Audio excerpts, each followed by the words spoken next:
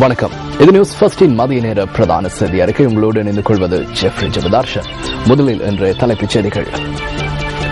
கச்சத்தீவை மீளப்பெற மத்திய அரசாங்கம் உடனடி நடவடிக்கை எடுக்க வேண்டும் என தமிழக முதல்வர் மீண்டும் வலியுறுத்தல். பொலித்தீன் மற்றும் பிளாஸ்டிக் கழிவுகளை மீள் சுழற்சி செய்யும் நடவடிக்கை ஆரம்பம். வடகொரியாவின் ராணுவ உயர்மட்ட அதிகாரி ஒருவர் சீனாவுக்கு பயணம். இவை எமது தலைப்புச் செய்திகள். இனி எமது அவதானம் உள்நாட்டுச் செய்திகளுக்கு. சிரச வெசாக் வலயத்தில் பிரதிஷ்டை செய்வதற்காக கொண்டுவரப்படும் புத்த பெருமானின் புனித சின்னங்களை தாங்கிய வாகன பவனி கேகாலை நகரத்தில் தற்போது பயணித்துக் கொண்டிருக்கிறது. புனித சின்னங்களை கொழும்பிற்கு கொண்டு வருவதற்கான வாகன பவனி இன்று காலை அழுத்னுவர தடிமுண்ட ஆலயத்தில் ஆரம்பமாகியது. புத்த பெருமானின் புனித சின்னங்கள் உள்ளிட்ட மேலும் பல புனித சின்னங்கள் யட்டிகஹல ரஜமஹாவிகாரிலிருந்து நேற்று காலை 7:40 அமைந்த சுப நிறத்தில் விசேடமாக வடிவமைக்கப்பட்ட ஊர்தியில் வைக்கப்பட்டன.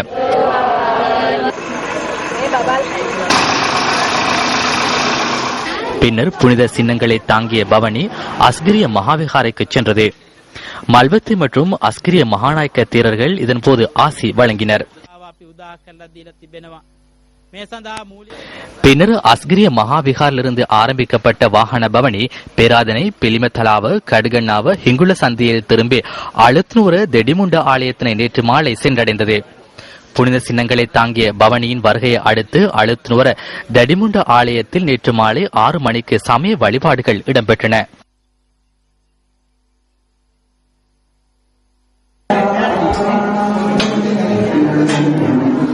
நேற்றிரவு 10:30 மணி வரை புனித சின்னங்களை வழிபடுவதற்கான வாய்ப்பு பக்தர்களுக்கு வழங்கப்பட்டது. பின்னர் இன்று காலை நடைபெற்ற மத அனுஷ்டானங்களை அடுத்து அழுத்னுவர தெடிமுண்ட ஆலயத்திலிருந்து புனித சின்னங்கள் வாகன பேரணி ஆரம்பமாகியது.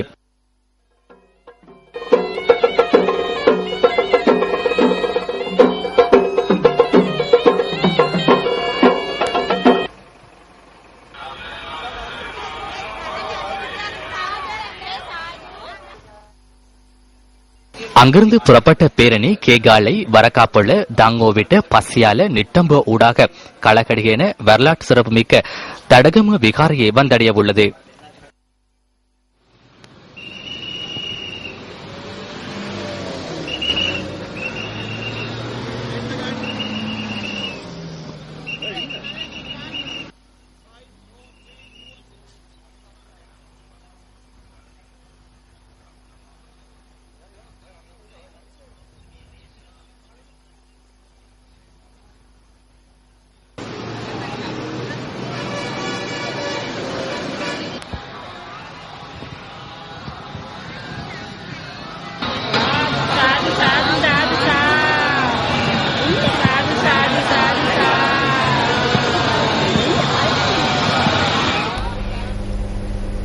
கொழும்பு 2 பிரேப்ரூக் பிளேஸில் நடைபெறவுள்ள சிரச வெசாக் வலயத்திற்கான ஏற்பாடுகள் தற்போது முன்னெடுக்கப்பட்டு வருகின்றன.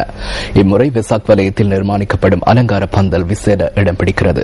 இங்கு நிர்மாணிக்கப்படும் அலங்கார பந்தலில் 3 பௌத்த ஜாதக கதைகள் சித்தரிக்கப்பட உள்ளன. இந்த அலங்கார பந்தலில் 100க்கும் அதிகமான ஓவியங்கள் அடங்குகின்றன. டிஜிட்டல் தொழில்நுட்பத்தை கொண்டு நிர்மாணிக்கப்படும் இந்த அலங்கார பந்தல் 48 அடி உயரமும் 82 அடி அகலத்தையும் கொண்டது.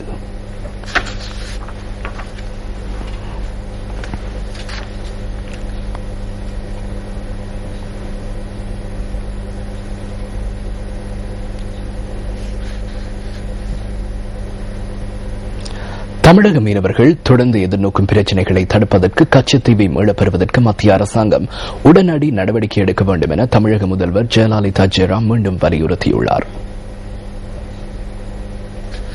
இந்திய பிரதமர் கலாநிதி மன்மோகன் சிங்கிற்கு அனுப்பி வைத்துள்ள கடிதத்திலேயே தமிழக முதல்வர் இதனை தெரிவித்துள்ளதாக இந்திய ஊடகங்கள் செய்தி வெளியிட்டுள்ளன. புவி சரிதவியல், கலாச்சாரம் மற்றும் வரலாற்று ரீதியாக கச்சத்தீவு இந்தியாவின் ஒரு பகுதி என்ற நிலைப்பாட்டினை தமிழக அரசு கொண்டுள்ளதாகவும் அவர் சுட்டிக்காட்டியுள்ளார். எனவே ஆயிரக்கணக்கான இந்திய மீனவர்களின் வாழ்வாதாரம் மற்றும் பாதுகாப்பை கருத்தில் கொண்டு கச்சத்தீவு மீளப்பெறப்பட வேண்டும் என்று ஜெயலலிதா ஜெயராம் தெரிவித்துள்ளார். இந்திய மீனவர்கள் தமது கடற்பரப்பில் பாதுகாப்பாக தொழிலில் ஈடுபடுவதற்கு தேவையான நடவடிக்கைகள் எடுக்கப்பட வேண்டும் என்றும் அவர் கூறியுள்ளார்.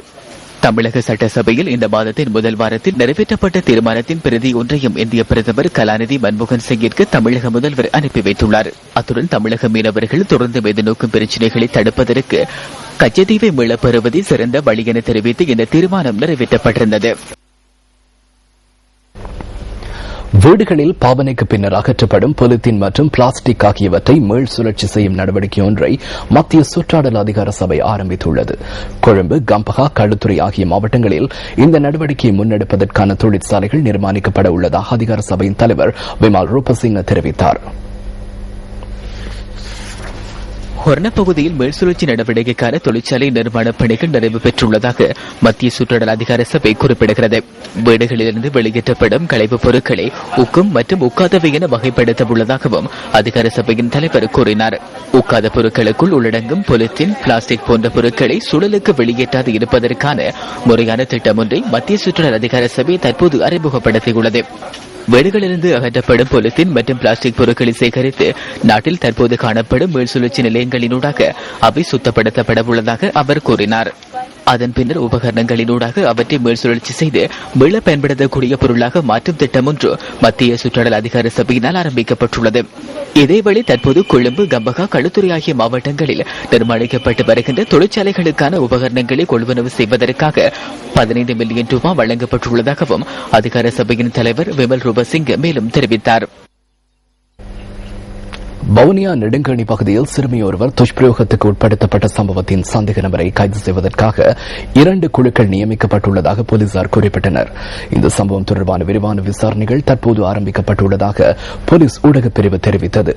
நெடுங்கணி சேனலப்பிலவு கிராமத்தில் கடந்த 14ஆம் தேதி 7 வயதான பாடசாலை மாணவி ஒருவர் துஷ்பிரயோகத்துக்கு உட்படுத்தப்பட்டுள்ளதாக முறைப்பாடு செய்யப்பட்டுள்ளது. இந்த சம்பவத்துடன் தொடர்புடைய சந்தேக நபரை கைது செய்யுமாறு வலியுறுத்தி வவுனியாவில் கடந்த 2 நாட்களாக கவனஈர்ப்பு போராட்டம் முன்னெடுக்கப்பட்டிருந்தமை குறிப்பிடத்தக்கது. சந்தையில் மீனின் விலையில் துரித அதிகரிப்பு ஏற்பட்டுள்ளது. மீன்களின் விலை 50 வீதத்தினால் அதிகரித்துள்ளதாக இலங்கை மீன்பிடி கூட்டுத்தாபனத்தின் தலைவர் மகில் செனரத்ன குறிப்பிட்டார். நிலவும் சீரற்ற வானிலையால் மீன்பிடி தொழிலில் பாதிக்கப்பட்டுள்ளமை இதற்கு காரணம் என அவர் சுட்டிக்காட்டினார். நுகர்வுக்கு பயன்படுத்தப்படும் சிறு மீன் வகைகளின் விலையிலும் அதிகரிப்பு ஏற்பட்டுள்ளதாக இலங்கை மீன்பிடி கூட்டுத்தாபனத்தின் தலைவர் மேலும் தெரிவித்துள்ளார்.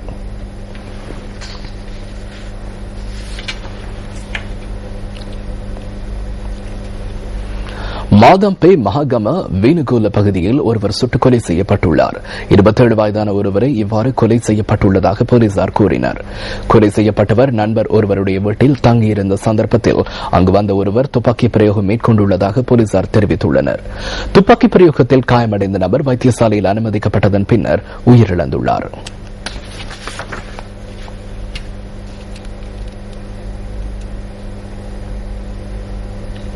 ஹட்டன் டிக்கோய பகுதியில் தேயிலை கொழுந்து ஏற்றிச் சென்ற உழவு இயந்திரம் ஒன்று குடை சாய்ந்ததில் 4 காயமடைந்தனர்.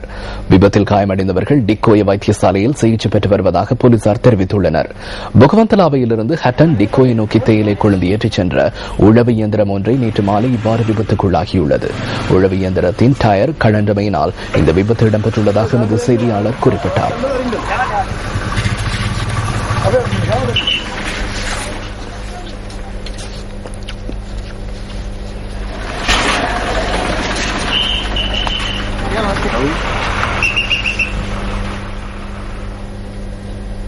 பண்டாரகம கம்மன் விலவாவையில் நீராடச் சென்ற இளைஞர் ஒருவர் நீரில் மூழ்கி உயிரிழந்துள்ளார். தனது நண்பர்கள் சிலருடன் நேற்று பிற்பகல் நீராடுவதற்கு சென்ற சந்தர்ப்பத்திலேயே குறித்த இளைஞன் நீரில் மூழ்கியுள்ளதாக போலீஸ் ஊடகப் பிரிவு குறிப்பிட்டது. பால்கம பகுதியைச் சேர்ந்த 18 வயதான இளைஞர் ஒருவரை இவ்வாறு உயிரிழந்துள்ளார். அவரின் சடலம் ஹூரண வைத்தியசாலையில் வைக்கப்பட்டுள்ளதுடன் பிரேத பரிசோதனை இன்று இடம்பெற உள்ளதாக போலீசார் கூறினர்.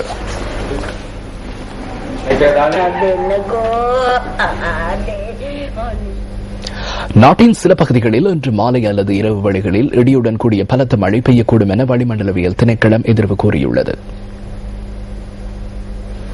மேற்கு தெற்கு சபரகமு மத்திய மாகாணங்களில் இடைக்கிடை மழை அல்லது இடியுடன் கூடிய மழை பெய்யும். கிழக்கு வடமத்திய ஊவா மாகாணங்களில் பல இடங்களில் பிற்பகல் அல்லது மாலை மழை அல்லது இடியுடன் கூடிய மழை விருத்தி அடையும். இடியுடன் கூடிய மழையின் போது தற்காலிகமாக கடும் காற்று வீசக்கூடும். இடி மின்னலினால் ஏற்படும் சேதங்களை குறைத்துக் கொள்ள முன்னெச்சரிக்கை நடவடிக்கைகளை கையாளுமாறு பொதுமக்களிடம் வேண்டுகிறோம். கடல் பிரதேசத்தை பொறுத்தவரையில் புத்தளம் தொடக்கம் பொத்துவில், காலி, அம்மாந்தொட்டை வரையிலான வரையிலான கடல் பிரதேசங்களுக்கு அப்பாற்பட்ட கடல் பிரதேசங்களின் பல இடங்களில் மழை அல்லது இடியுடன் கூடிய மழை பெய்யும். ஏனைய நாட்டை சூழவுள்ள கடல் பிரதேசங்களிலும் சிறிதளவு மழை எதிர்பார்க்க முடியும். காற்று தென்மேற்கு திசையில் வீசும். அதன் வேகம் மணிக்கு 20 துவக்கம் 40 கிலோமீட்டர் வரை காணப்படும். சில சமயங்களில் நாட்டை சூழவுள்ள கடல் பிரதேசங்களின் காற்றின் வேகம் மணிக்கு 50 கிலோமீட்டர் வரை உயரக்கூடும். சமயங்களில் கடலும் ஓரளவு கொந்தளிப்பாக இருக்கக்கூடும்.